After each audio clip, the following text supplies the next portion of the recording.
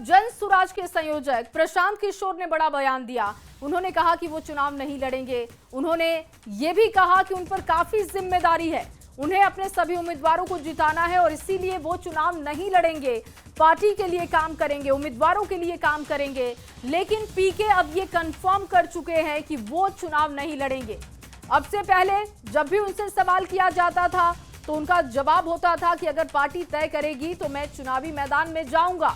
लेकिन अब देखिए, जन सुराज के संयोजक प्रशांत किशोर ने बड़ा बयान दिया और कहा कि चुनाव नहीं लड़ेंगे, उन पर काफी जिम्मेदारी है, उन्हें अपने सभी उम्मीदवारों को जिताना है और इसीलिए वो चुनाव नहीं लड़ेंगे।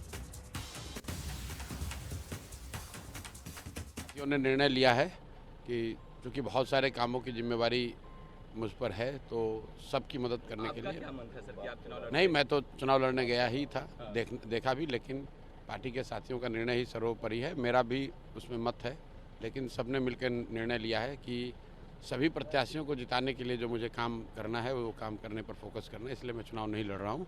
मेरे साथी वहाँ चुनाव लड़ रहे हैं, कल उनकी घोषणा होगी।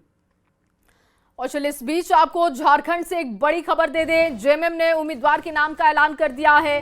सोमेश सोरेन होंगे जेएमएम के उम्मीदवार और स्वर्गीय रामदास सोरेन के बेटे हैं सोमेश। कुछ ही देर में औपचारिक घोषणा भी कर दी जाएगी पार्टी की तरफ से।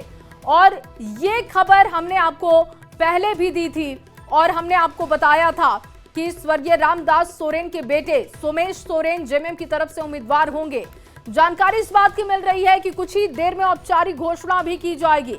जेएमएम ने अपने उम्मीदवार के नाम का ऐलान कर दिया है। इस वक्त की बड़ी खबर आपके सामने, सोमेश सोरेन होंगे जेएमएम की तरफ से उम्मीदवार। स्वर्गीय रामदास सोरेन के बेटे हैं सोमेश, और ऐसे में चुनावी मैदान में जब वो होंगे तो उनको इसका फायदा भी मिलेगा, सिंपैथी मिल सकती है। जेएमएम की तरफ से ये दावा भी किया जा रहा है कि उनकी जीत होगी इस सीट पर, जबकि बीजेपी का कहना है कि जीत उनकी पक्की है, कमबैक बीजेपी करेगी। लेकिन फिलहाल आपको ये बड़ी खबर दे रहे हैं, सोमेश सोरेन का नाम सामने रख दिया गया है जेएमएम की तरफ से और औपचारिक ऐलान अभी बाकी है। जानकारी ये मिल रही है कि कुछ ही देर में औपचारिक ऐलान किया जाएगा, लेकिन ये कंफर्म हो चुका है कि जेएमएम की तरफ से सोमेश सोरेन ही उम्मीदवार होंगे।